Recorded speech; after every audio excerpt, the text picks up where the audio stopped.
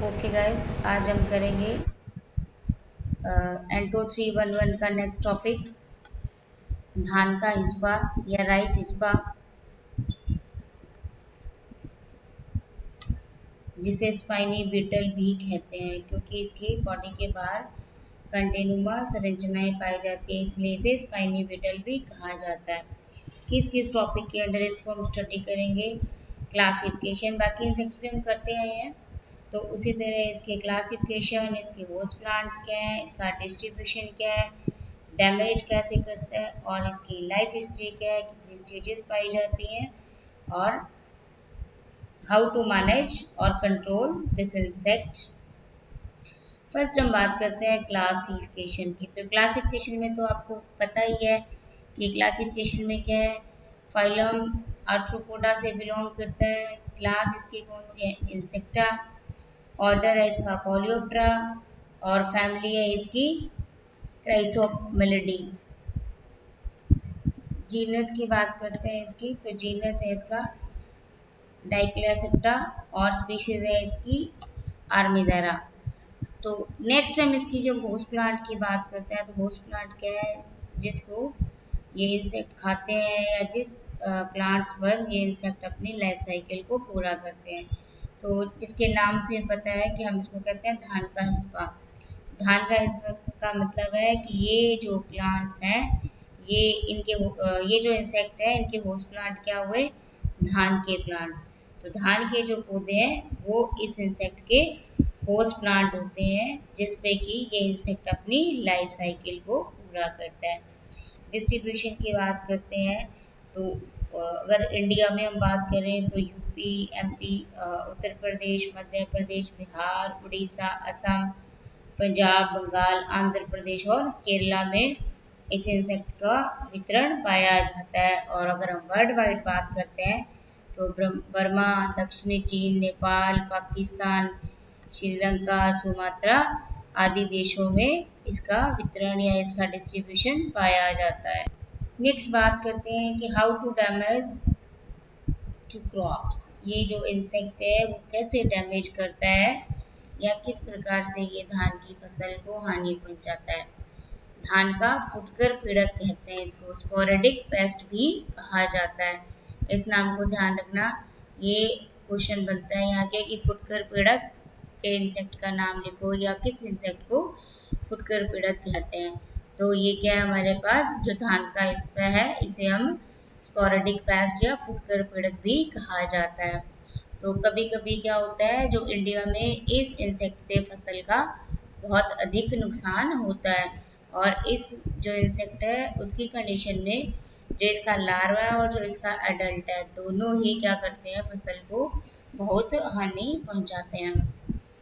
ये क्या करते हैं, जो इंसेक्ट के जो लार्वा है या जो ग्रब या लट जिसको कहते हो, वो पत्तियों के अंदर सुरंग बना लेते हैं, जिससे क्या होता है, पत्तियों की जो नोक है, पत्ती के शेप होता है ना इस तरह से, पत्ती की जो शेप है इस तरह से पत्ती की जो नोक है, ये वाली पत्ती की नोक के पास क्या करते हैं, ये पीले रंग का फफोला या पीले रंग का ब्लिस्टर दिखाई देता है। पत्ती के जो नोक है इसके ऊपर या कॉर्नर पे फफोला या ब्लिस्टर दिखाई देने लगता है और जिससे क्या होता है, इस इंसेक्ट की सुरंग बना लेने से जो पत्तियां हैं वो पत्तियां सूख जाती हैं और जो इसके एडल्ट होते हैं या जो इसके प्रौढ़ इंसेक्ट हैं वो इसकी जो पत्तियों के क्लोरोफिल होता है उसको खुरच कर खाते हैं। अब आपको पता है कि जो क्लोरोफिल है उसके कारण ही पत्तियों का रंग क्या होता है, ग्रीन कलर का होता है और उसको हरित पदार्थ भी कहते हैं। तो जो क्लोरोफिल अगर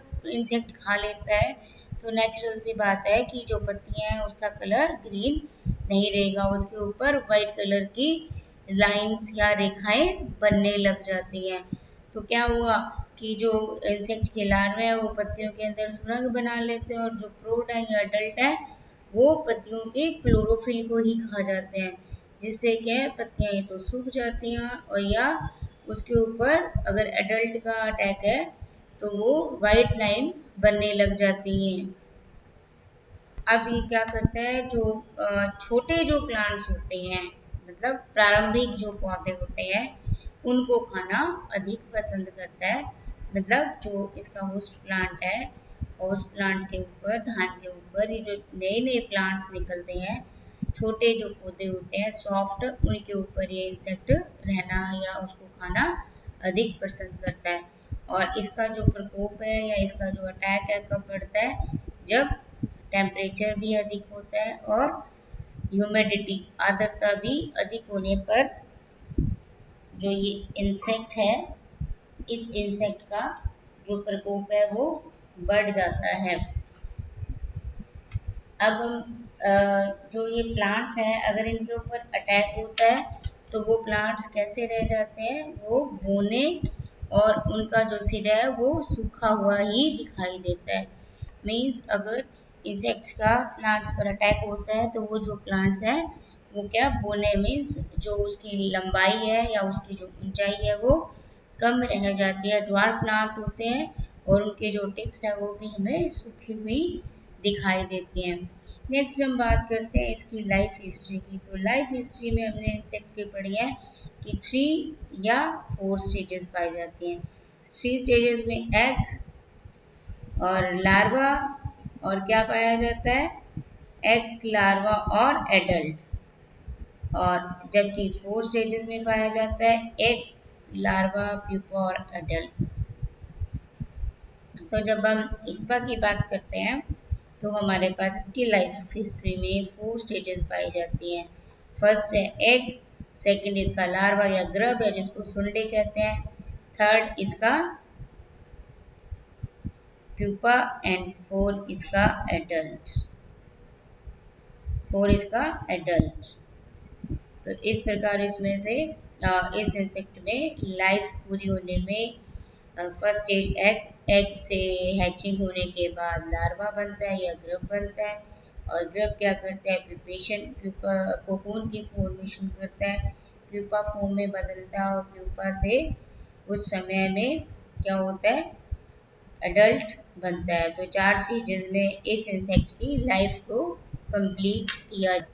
नेक्स्ट बात करते हैं एग। फर्स्ट जो स्टेज है वो है एग।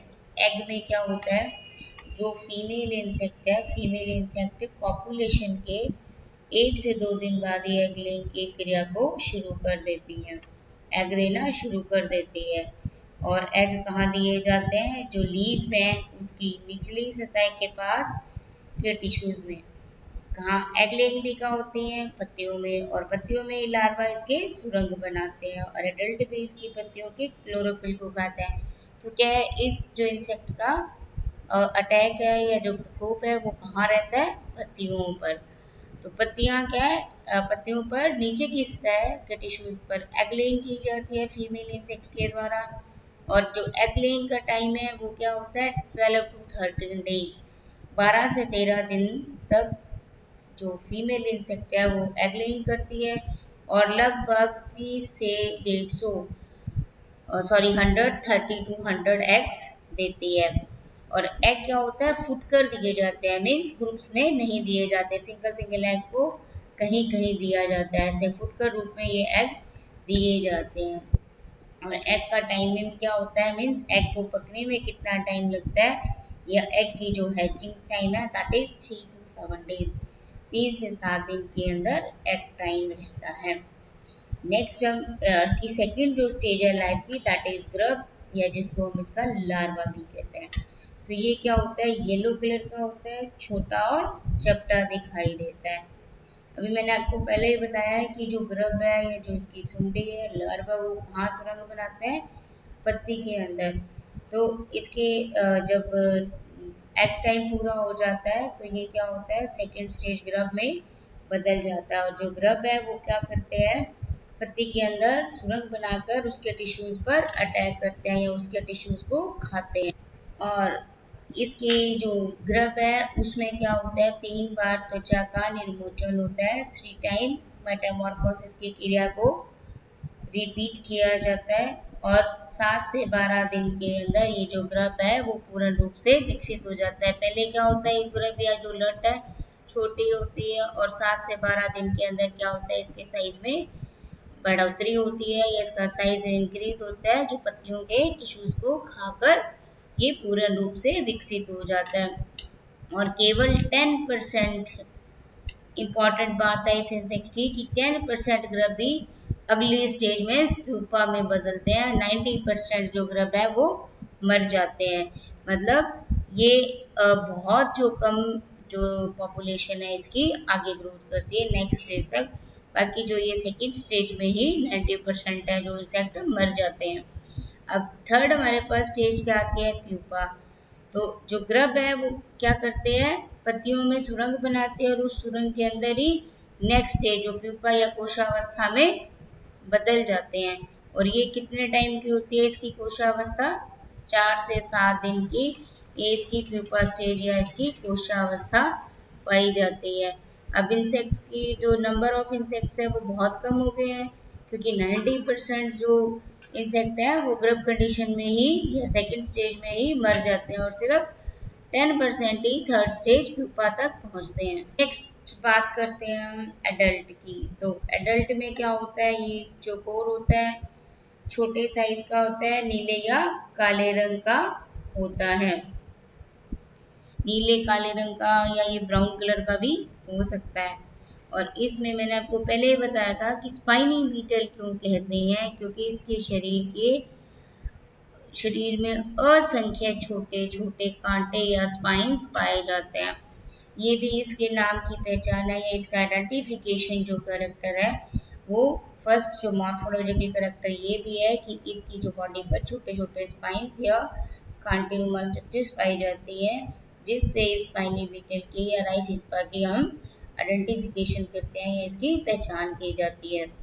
और इसके जो वो स्पाइंस होते हैं वो क्या होते हैं, चमकदार होते हैं और नीले रंग के होते हैं। तो ये जो कैरेक्टर होते हैं दिस इज मॉर्फोलॉजिकल कैरेक्टर किसी भी इंसेक्ट के आइडेंटिफिकेशन के लिए।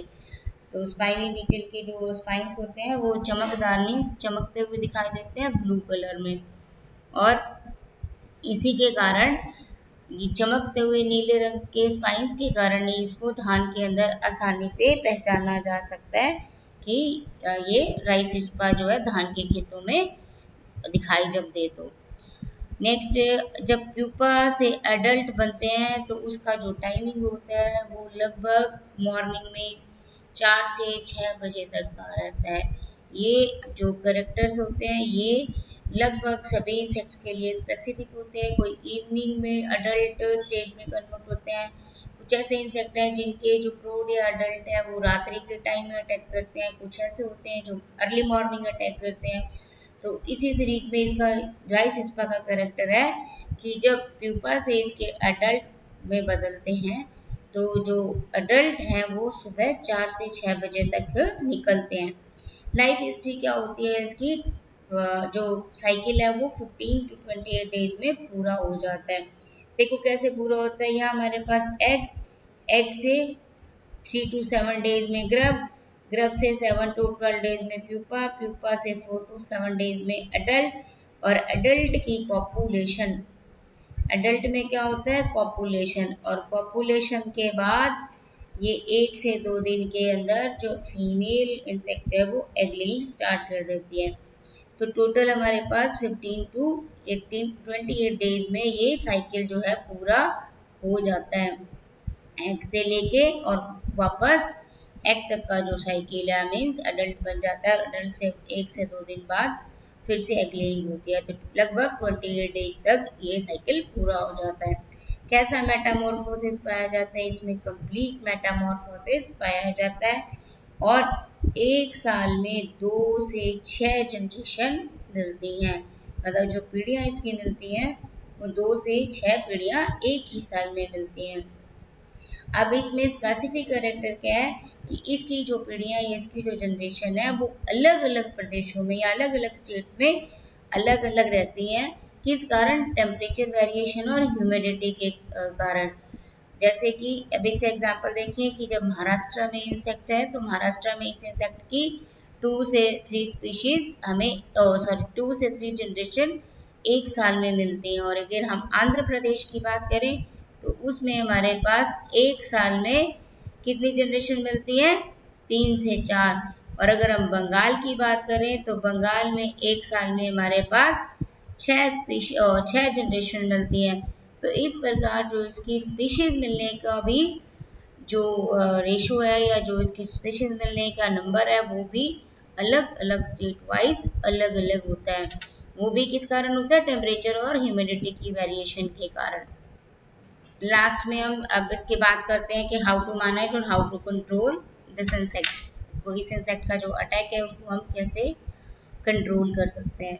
फर्स्ट तो क्या करते हैं कि जब फसल को रोपाई होता है या फसल को जब बोया जाता है तो पत्तियों के सिरे उसके तोड़ देने चाहिए। क्यों? क्योंकि इसकी पत्तियों के सिरों पर ये सुरंग बनाकर इसके ग्रब होते हैं ना, तो उसके जो सिरे तोड़ देंगे तो नेचुरल सी बात है कि जो इंसेक्ट का ग्रब है उसने जो सुरंग बनाई हुई है वो कॉर्नर तक पहुंचता है, तो टिप्स तोड़ने के कारण जो पत्तियों का इन्फेक्शन वाला पोर्शन है वो अलग हो जाता है। नेक्स्ट है जो इसके एडल्ट है उसको क्या करते हैं हम हैंड नेट से इकट्ठा करके खत्म कर सकते हैं।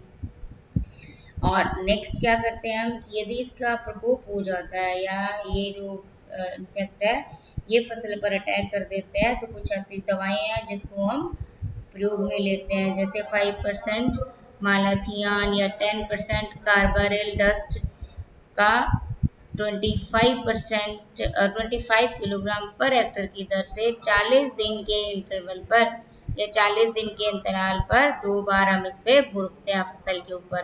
अटैक होने के बाद प्रकोप होने पर हम इसका उपयोग करते हैं। नेक्स्ट क्या हम उपाय कर सकते हैं कि क्लोरोपायरिफास 20 EC 1.5 लीटर, लंबड़ा